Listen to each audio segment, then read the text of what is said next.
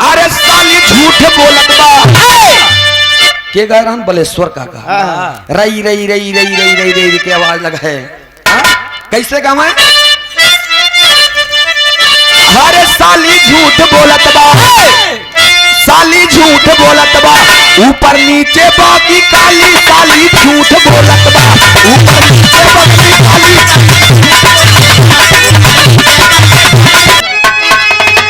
अरे ये बेदरा के मारी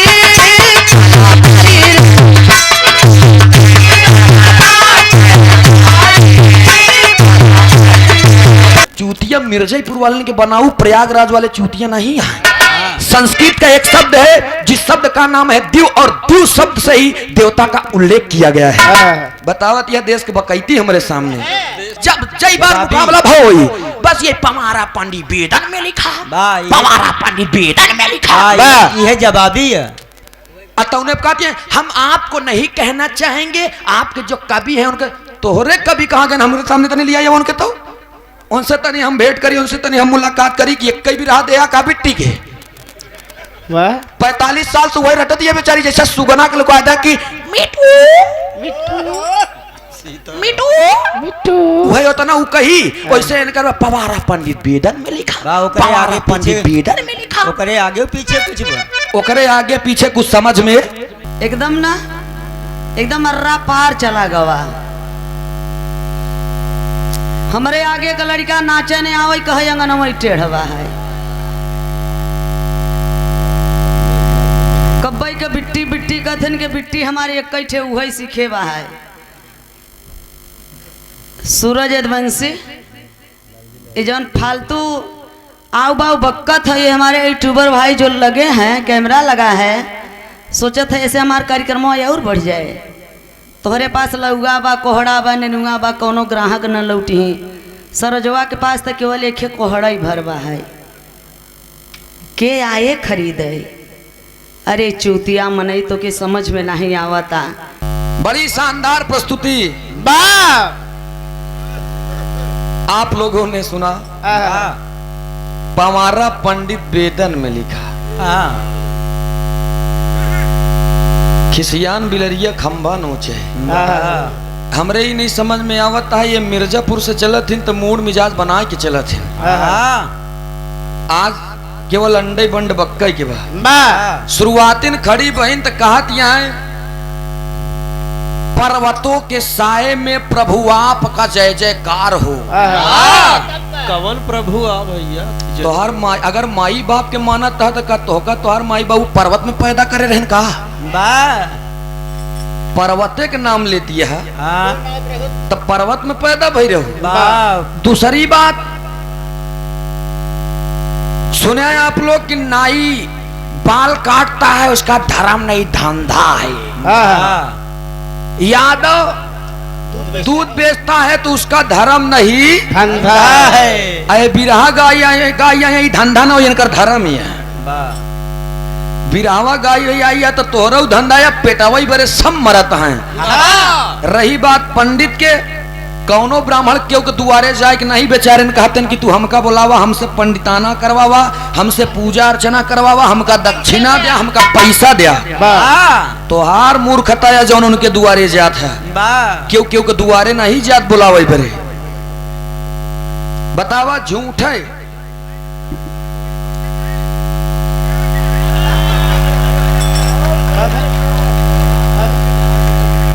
कहा कि दुआरे दुआरे मंगता नहीं मंगता होथिन पंडित थोड़ी होथिन। और आप लोग आज के बाद माने एक बार लेकिन बियाहे में तोहरे लोग के हम बेटवा बेटिया नाती नतकुर के में पंडित न देखी ये नहीं के लिए आई जाए बियाह करवाया हाँ बाबू तेरा ही जी करे मतलब तेरा ही करना पाप है साला दहेज मांगना ये पाप नहीं है। ये करे बारे में क्यों नहीं के जो सच्चाई बो का क्यों बोलो भाई न करी बतावा दहेज मांगना बंद कर दीजिए तब हम मानी कि हाँ ये बड़ी अच्छी बात यह है। तेरा ही पहले बंद कर दे मृत्यु हम सारी बात में एकदम हामी कार मिलावट है बहुत अच्छी बात या लेकिन बताने की शैली अच्छी होनी चाहिए। बाबा भीमराव अंबेडकर साहब ने संविधान लिख दिया आप लोगों ने सुना और का बाबा भीमराव अम्बेडकर साहब अकेले ही संविधान लिखे हैं? का बाबा भीमराव अम्बेडकर साहब अकेले ही लिखे हैं? अगर आप लोग पढ़े याद बतावा ना। उनके साथ में केएम मुंशी कलमिया एक कर बात हम हूं तू सब जने चलाई कलमिया एक थी, ये सब उनके सपोर्ट में थे सभी लोग। और सुनिए, संविधान के रचने में अध्यक्ष डॉक्टर राजेंद्र प्रसाद जी थे। एक बात सन 1949 में संविधान बन करके तैयार हुआ, लेकिन 1950 में संविधान लागू हुआ था। संविधान बचावे चली करत लड़ी रही नहू बहुजन समाजवादी मुक्ति पार्टी से चुनाव, जितना होकर अधिकार हो चाहिए उसी कम वोट पाए रहे। मायावती तो खाएगी, न अखिलेश यादव खाए के मन ही है सब। 51 रुपया का पुरस्कार नमस्ते प्रणाम बा, काहे की जानता दुई नाव पे गोड़ रखे वाले हैं सब। पब्लिक में ही बिरहा हम आप गावत ही तो बिरहा का मतलब है क्षण भर का आनंद, और हम कलाकार समाज का दर्पण होते हैं। पोस्टर बैरन में लग जाई जवाबी बिरहा का मुकाबला, अगला कलाकार कहा गाय से ऐसी तोसी मतलब ही नहीं है। हम बिरहा गाए, हम लोग गीत आप लोगों के सामने वंदना शुरू करे रहे तो हमार बंदरा रहन ककहरा रा के बंदिश और अधर रसना बंद में ओकर जवाब कोनो मतलब ही नहीं। बिरहा हम गाए। अच्छा एक बात और कहत यहाँ अंडा से कहूँ लड़का पैदा होता है। अरे अंडा से मानव के लड़का नहीं पैदा होता, लेकिन पंछी के लड़का पैदा होता ना।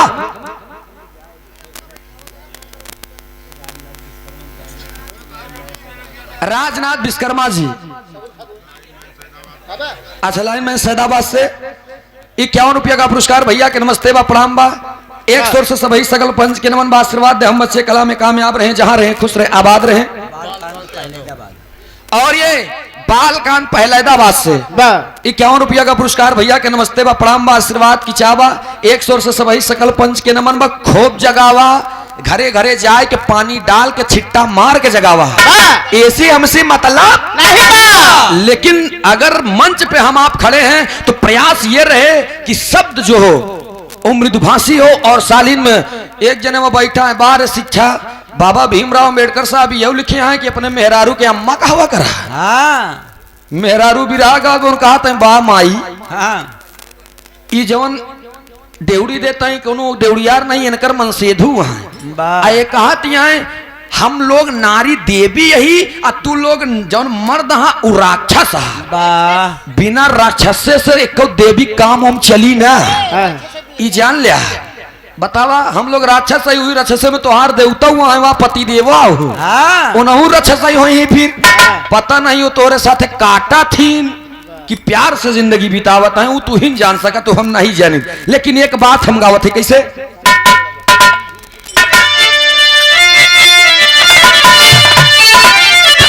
यह चीज नहीं बर्दाश्त हो।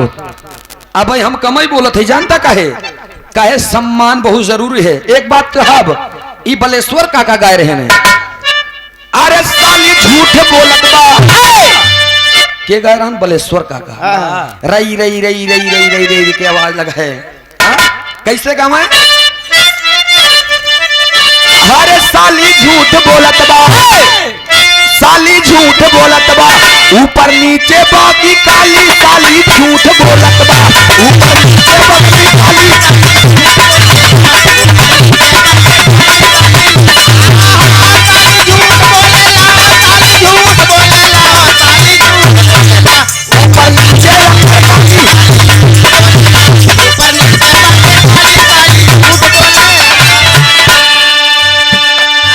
साली झूठ बोलत बा, ऊपर नीचे अंदर काली साली झूठ बोलत। अपुना तो बोल साली हम के ना बोल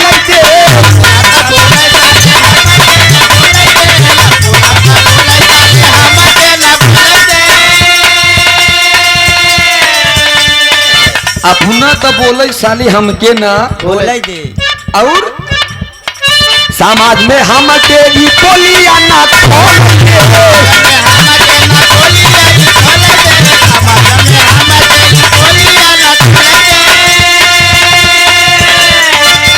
साली झूठ बोलत बा, साली झूठ बोलत बा, आई बा मिर्जापुर वाली साली झूठ बोलत बा।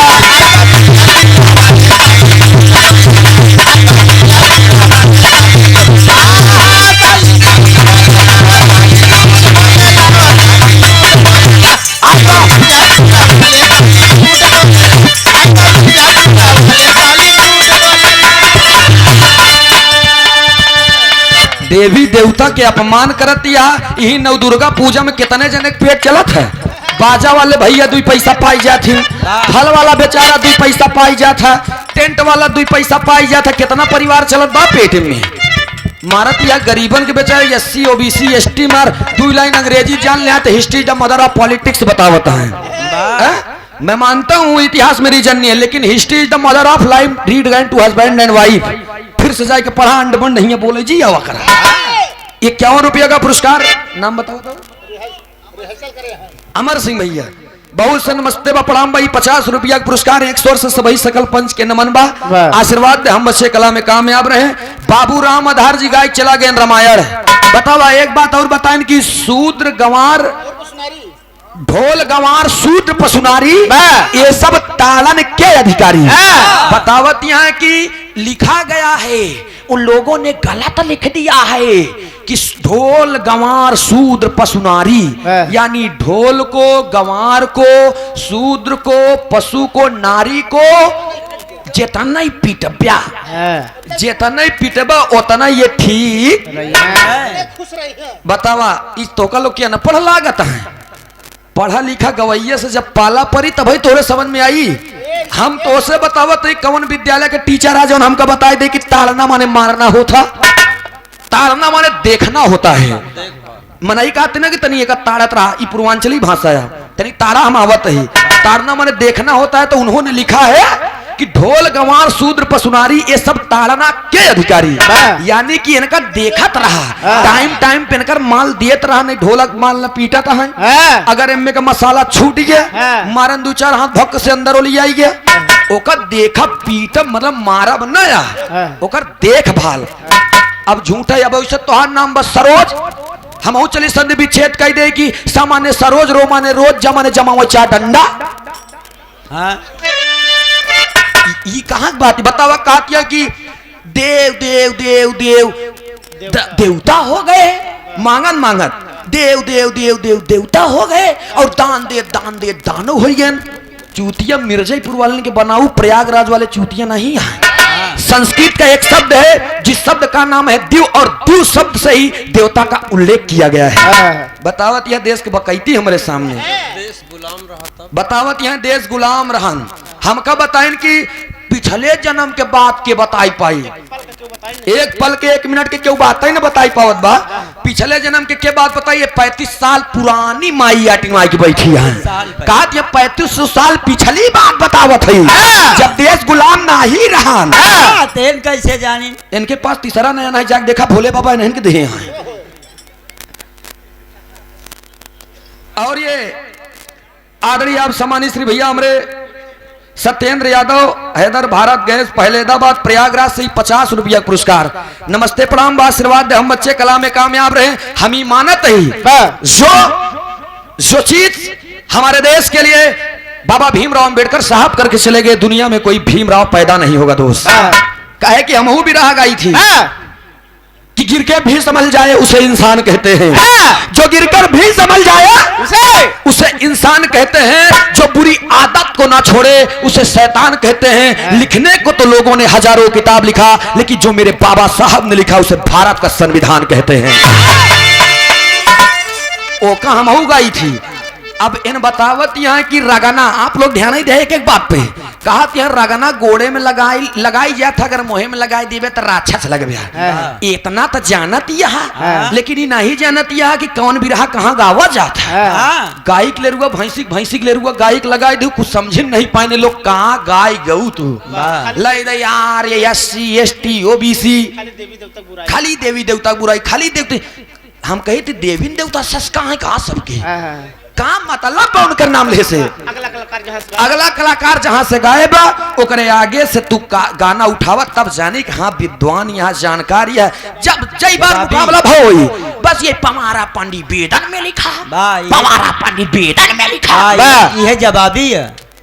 अतौने कहते हैं हम आपको नहीं कहना चाहेंगे, आपके जो कवि हैं उनके तोहरे कवि कहाँ गए, हमारे सामने तो नहीं लिया उनके, तो उनसे तनी हम भेंट करी, उनसे तनी हम मुलाकात करी कि एक भी रहा दया का बिट्टी के 45 साल से वही रटती है बेचारी, जैसा सुगना के लोग आया कि मिठू मिठू वही होता ना वो कही वैसे इनका पवारा पंडित वेदन में लिखा बा ओकरे पवारा आगे पंडित पीछे वेदन में लिखा ओकरे आगे पीछे कुछ बा ओकरे आगे पीछे कुछ समझ में नहीं आवती। 51 रुपया पुरस्कार केकर भैया? अच्छा राजेश गोस्वामी जी 50 रुपया पुरस्कार। नमस्ते प्रणाम भाई, एक स्वर से सभी सकल पंच के नमन बा। ए भैया बड़ी शानदार शानदार शानदार प्रस्तुति सुना है आप लोग, कोनो दिक्कत नहीं बा। जमन तू बोले सही बोले, लेकिन हम आपका विद्रोह नहीं करते हैं। बाबा साहब ने सब कुछ दिया है, मानते हैं। बुद्ध भगवान को हम मानते हैं, आप मानिए, कोई दिक्कत नहीं है। लेकिन समाज में अब एक जने जानकार बैठे हैं, यही तुलसीदास है, कहा हमका लागत नहीं कहा था कि रमवा सार जज्जस मुतत रहन रक्ता शुरुआ एसियस बढ़त रहन। बात रमवा का कहा बाबू करी है। बिरहा है, अगर मंचवा निचवा क्यों बोला तो कनबोजिया के निचवा मारी पाट से ऐसे बतावा कहाँ लिखा बाटे। कोनो माइक लाल अगर विद्वान बैठा हो श्री रामचरितमानस या गोस्वामी तुलसीदास के कोनो किताब में अगर लिखा दिखाई दे कि रक्तासुर के मुंह से पैदा भयन, राम के मुंह से रक्तासुर पैदा भयन, तब हम जानी माँ जनक नंदनी जी खेल खेल में रक्तासुर के बनाई दे रहे, जो डंडक वन में जाए के सारी लड़ाई भई, बाँ पकड़ के सिकोड़ फेंक देते रहे। बतावा वो खेल खेल में पैदा भयन तो मुंह तूत पता नहीं मिर्जापुर वाले सब मुतहा होती भाई, हमरे बस के नाही बे सब छोड़ा, इनकर बात इनके ऊपर छोड़ेगा, ऊपर पर हमसी अंसी मतलब तब रहा था जब जवाब सवाल हो था तब। लेकिन आवा तरी से हम 2 लाइन चल रहे, 40 मिनट के समय बा, 40 मिनट के अंदर गीत खत्म हो करे के बाद हमने कहा ना कहा कुछ यूट्यूब चैनल वाले भैया हमने कहा कुछ काम न जान लिया कहे कि ये 2-3 मंच से पहले कहते रहे कि यूट्यूबर साथी लेकर चलते हैं। सूरज यदुवंशी के नाम ही जहां जुड़ गया था वहां 4-6 कैमरा अपने आप खड़ा हो जाता है। भैया आवा हम एक बात बतावा, कहते हैं बानर लग जाते हैं, अरे सब समय हो तो बिट्टी रगना वाटे होली में मोहे होए नहीं पता नहीं कहाँ कहाँ चला जाता क्यों पता बका काहे लगा था भैया का बनर ही बने सब लेते, लेकिन वो समय हो तो सबके। अब हिया आया बतावा, अब हम तो का बुलाई दे बियाहे में, अब तू तेरा ही गावे लगा हम दुल्हा भले बना रहा लेकिन भगाई दे पक्का पक्का बतावा। अरे जहां आदमी जौने उपलक्ष्य में बुलाए बा हुआ जाए कुछ चीज गावा। आवा एक गीत हम गावा तुम्हारे साहब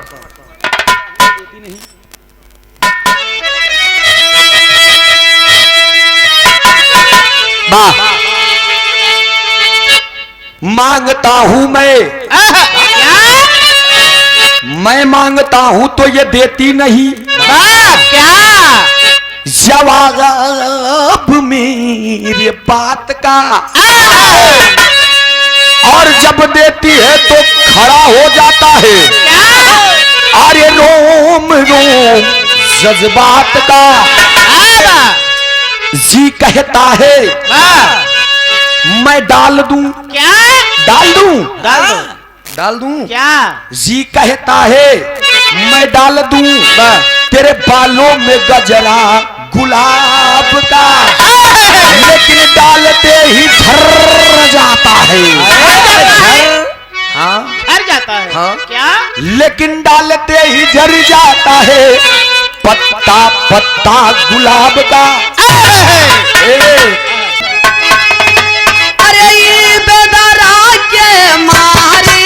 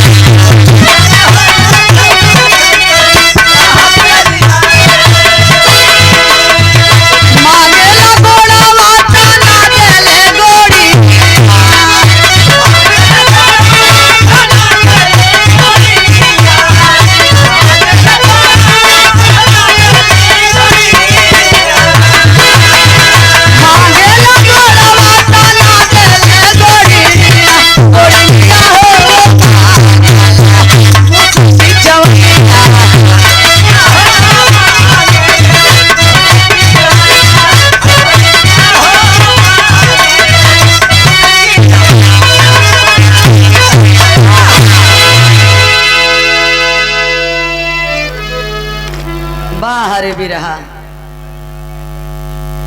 बिरहा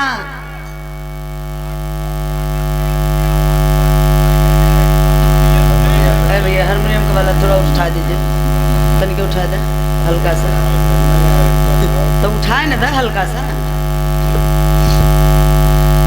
बिरहा तो समझ में आई गवा ना भैया उनकर, एकदम ना एकदम अर्रा पार चला गवा। हमरे आगे का लड़का नाचे ने आवे कहे अंगनवा टेढ़वा है, कब्बई के बिट्टी बिट्टी कथन के बिट्टी हमारी एक ठे वही सीखेवा है। सूरज यदुवंशी ये जौन फालतू आउ बाउ बक्कत है, ये हमारे यूट्यूबर भाई जो लगे हैं, कैमरा लगा है, सोचा था ऐसे हमारे कार्यक्रम और बढ़ जाए। तोहरे पास लौगा बा, कोहड़ा बा, नेनुआ बा, कोनो ग्राहक न लौटी। सरोजवा के पास तो केवल एक कोहड़ा ही भरवा है, के आए खरीदे। अरे चूतिया मनई तो के समझ में नहीं आवता। मिर्जापुर में मुत्तई वाले पैदा होते। अब सब अरे यार बोलने से पहले तमीज सीख लो, कैसे किससे बात किया जाता है। कहा था कि इनका माई पर्वत में पैदा करे रहे, हमार पर्वत पे घरवई बा मिर्जापुर में, वो पर्वत पे पैदा भवा है। तो के बात पता ना है, जहिया से तोहार पैदाइश न वो है वो ऐसे सरो सरगम बिरहा गावत है। अपने आगे केहू के सुनते ही नहीं है, मोह नोचत है। अरे यार हम बभने का कहाँ बुराई करत है, जितना बभने के न बुरा लागत हो उतना तोहके बुरा लागत है। गाय फाटे तो बताओ, गाय बियाए तो बरदा का काहे गाड़ फाटता है। हम कह तो बतावत है तो तोहरे गाड़ी काहे मरचा लागता। हम तो हके तो एक शब्द नहीं बोले हैं, न तोहरे घर के, न परिवार के, न माई के, न बाऊ के, न तोहरे बिरहा के। भैया हम कुछ कहे आप लोग हाथ उठा के बताए, अगर कहे हो तो इस दिन से सरो सरगम गलत साबित करती है। आप लोगों का जूता हमारा सर। अरे अरे बिरहा काटने का यही तरीका है तुम्हारा। घरे के बात लई आई के चौकी के बाद चौका पे रखा था। हम ना वही ब्राह्मण ने ही लिखा, कम से कम आपसे भी ज्ञान हो जाए। चाहे हमारे ओबीसी के नेता इतने बताए कि चंद्रभूषण यादव, प्रोफेसर डॉक्टर लक्ष्मण यादव, ललई राम यादव चले गए, बेसराम यादव यही मिठ्ठूपुर के एसडीएम हैं, जो इस समय एडीएम हो गए हैं, हमारे मिर्जापुर में है। अरे यार वो अपने आवाज से बोले कि सरो सरगम बेटी मैं कुछ कह नहीं सकता क्योंकि मैं पाबंद में हूँ। 50-50 हजार रुपए का इनाम दिए और हमको गाड़ी से चलने का उन लोगों का सहयोग दिए, उन लोगों का समर्थन रहा। ब्राह्मण ने यही लिखा हमारे यादव समाज को हमने गाली नहीं देंगे, डांटेंगे नहीं, बिगड़ेंगे नहीं, जिनको हमें बर्बाद किया, जिसने हमें लूटा। यो बभने लिखे बा के बड़ जात बतियौले का और छोट जात लतियौले का। बात छतरी के 6 बुद्धि, बभने के 12, अहिरे के 1 बुद्धि पटक के मार। इहो बभने लिखे हम गरियावत ना है, बताए देते भैया हमें मत गरियाया। एक बाद जेके जरूरत पड़े बताया, किताब हमारे पास ले लिया, सवेरे पढ़ लिया, तब सरो सरगम से आप लोग बात करा। अरे यार यह लिखा बा कि हीरे का बुद्धि तब निकले जब निकले बालू से घी। अब बताओ भैया हरा आप लोग बताओ, चूतिया जवन लिखे बा ओके ना गरियाओ। साड़ी लड़का खाई लेते तो उनमें से घी ही नहीं निकलता, तो चूतिया लिख दे के अहिर का बुद्धि तब निकले जब निकले बालू से घी। बताओ अब बलुओं में से कहियो घी निकलावा कि निकलबई करे।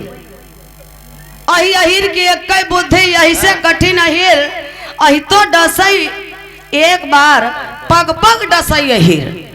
हम नहीं कहते है सूरज यदुवंशी, जाय के पढ़ लिया वही बाबा नहीं लिखे बा कि अहिर इतने सारे इतना नीच बा, इतना बेकार है कि सर पता एक कई बारी डसत था, लेकिन अहिर सारे इन्हें पग पग पर डसत थी। हम नहीं कहते यहाँ आई के जातिवाद फैलावत है। हम कहते है कि एक हो जा भैया हरा, एक हो जा, नहीं कुछ कही ना पौबा। तो कहा था कि मायावती के तू सबे खाई ली हो, अब अखिलेश के खाई ली हो, उपार ली है अकेले। बहु बात करत है। सोची था कि जाए तो कुछ न कहा, एक हो जाए बस। हमारा रिक्वेस्ट है तने बा कि संगठन जब तक नहीं रहेगा तब तक हम लोग कुछ कर नहीं पाएंगे। एक होकर के लड़ना है अपने शासन सत्ता, रोटी कपड़ा मकान के लिए और शिक्षा के लिए जरूरी है। हमारे बिरहे का मकसद सिर्फ एक ही था। और आपके पास जो भी ज्ञान है, आप कलाकार हैं, आप ज्ञान दीजिए। हमारे पास जो चीज़ है हम देंगे। और इतना ही ठट का है थे बताओ चला है। हम पढ़े लिखे नहीं है, हमने चूतिया है। हमारे पति के कहते हैं कि यन माई कह दिहन। मंच पे कलाकार माई रहे चाहे बाप रहे चाहे पति रहे, हम छोड़ेंगे नहीं। कलाकार वही होता है। देखे होगा फिल्म जोकर, जोकर फिल्म देखे हाँ, मेरा नाम जोकर के घर में लाश पड़ी रहा था, फिर भी वो हंसता रहता है, कभी चेहरा की लाइट नहीं जाती है। वही काम आज सरो सरगम कर रही है। हमारे घर में लाश पड़ी है लेकिन सरो सरगम के चेहरा से मुस्कुराहट थोड़ा सा भी नहीं गया है।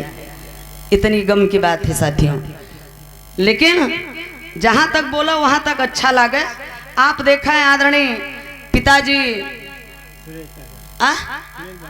अच्छा सुरेश चंद्र जी, जो कि बिरहे के बहुत ही सुंदर कलाकार हैं, उनके परम पूजनीय पिताजी की ओर से ये 50 रुपये का पुरस्कार बा।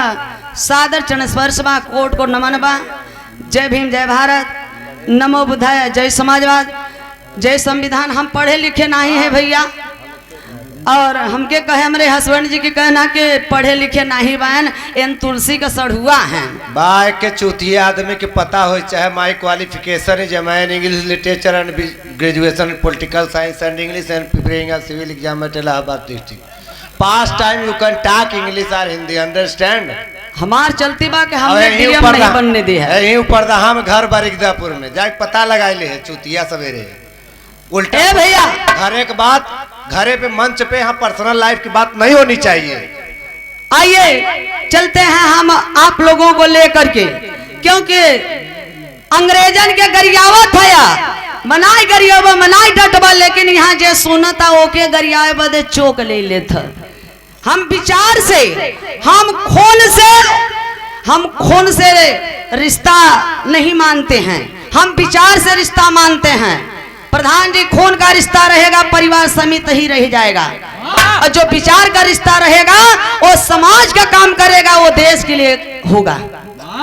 तो हम विचार के रिश्ते से चलते हैं, हम खून के रिश्ते से नहीं चलते हैं। सूरज बंसी, कान खोल के सुन लीजिए और बोलने से पहले सोच समझ के तब बोला करिए। आइए, तोरे नियर हम 99 लड़का से अंडा से लड़का थोड़ो पैदा हो। जब जानकारी भ तभी समाज के बताओ, जब जागो तभी सवेरा। आइए, क्योंकि हमारी आदत नहीं है हम कंकड़ में छिट्टा मारेंगे तो छिट्टा हमारे भी ऊपर आएगा। गंदगी में हम कंकड़ नहीं मारते हैं। मास्टर की लाइन गीत बजावत बटन, कौन गीत की लाइन है भैया?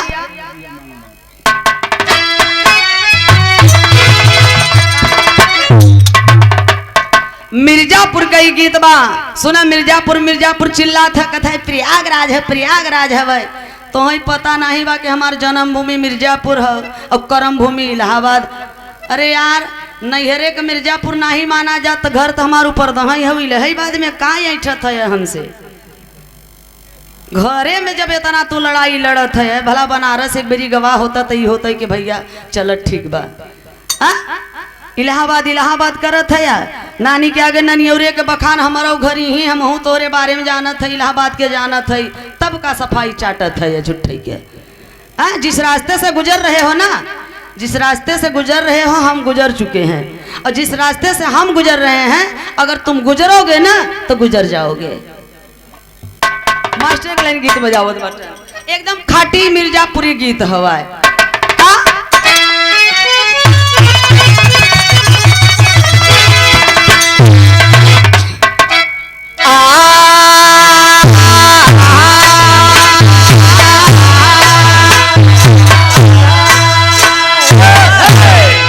एक छत्तीसगढ़ वाली लाइन कहा जाता।